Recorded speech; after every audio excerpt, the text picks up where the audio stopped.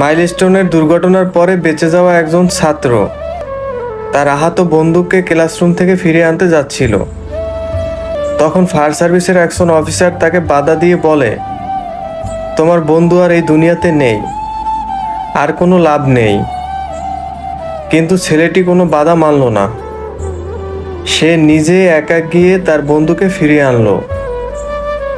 নিদর দেহ দেখে ফায়ার সার্ভিসের অফিসার বলছিলাম না, কোনো মূল্য নেই, তোমার বন্ধু না ফেরার দেশে চলে গেছে।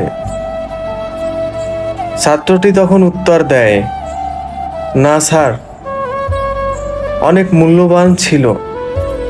যখন আমি তার কাছে গিয়েছিলাম তখন সে জীবিত ছিল। আমার বন্ধু আমাকে দেখে শেষ হাসিটা হাসছিল। তার শেষ কথাটি ছিল,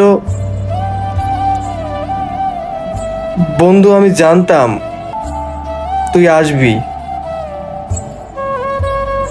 এটাই আসলে হয়তো একটা বন্ধুত্বের পরিচয়। মানে কি একটা অবস্থার ভিতরে, মানে যেখানে নিজের বাঁচা মরার কোনো গ্যারান্টি নাই, সেখানে একটা বন্ধু, মানে ও কি, মানে একটা ছোট্ট একটা শিশু, বন্ধুত্ব মানে সম্পর্কটা আসলে আমি আসলে মানে কথা বলতে পারতেছি না যে এই রকমের হয়। মানে ও নিজেই একটা ছোট্ট বাচ্চা, আর ও নিজে গেছে ওর বন্ধুরে বাঁচাইতে এবং বাঁচাই আনার চেষ্টা করছে।